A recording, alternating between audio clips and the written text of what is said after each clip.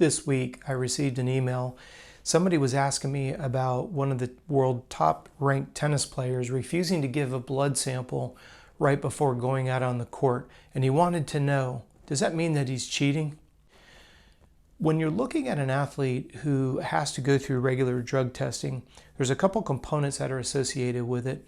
And one of them is the whereabouts program. You've got to give constant notification and updates as to where you could be found for random drug testing.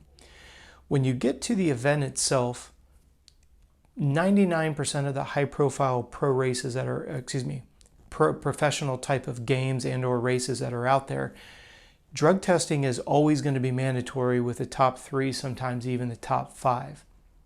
Now in this case, the question that came up was, why didn't the professional tennis player want to give blood right before the match? Does this mean that he's trying to hide something that he's guilty of? The answer is unequivocally no.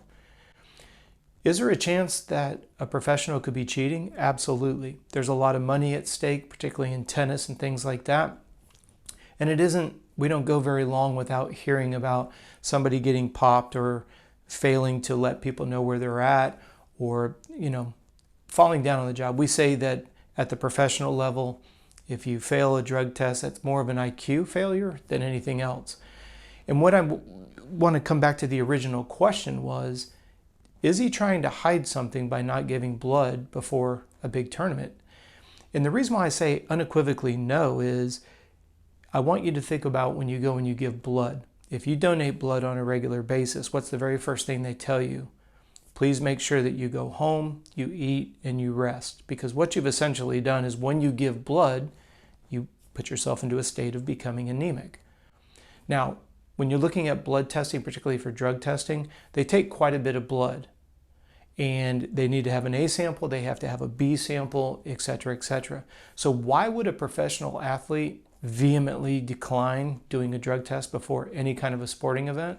Well, when you carry oxygen in your red blood cells, exactly what they're taking out of your bloodstream. So if you want to be very, very exhausted before the competition even begins, go ahead and give blood and put yourself into a mild state of anemia.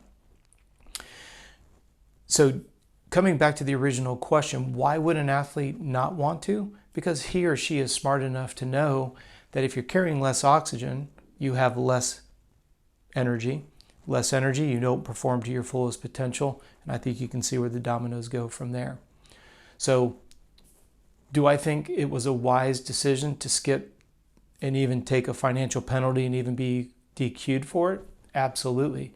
I think it's a little bit absurd that the testing agencies, and in this situation, it had never been asked of an athlete before a competition before. So my bigger question is, why now?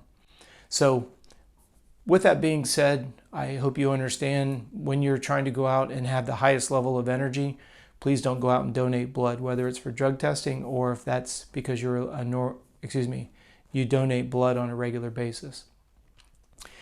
Great questions. If you happen to have one, it doesn't matter what it's relevant to, please send it to me. I'm happy to answer it or do some research. Please send it to contact@coachrob.com.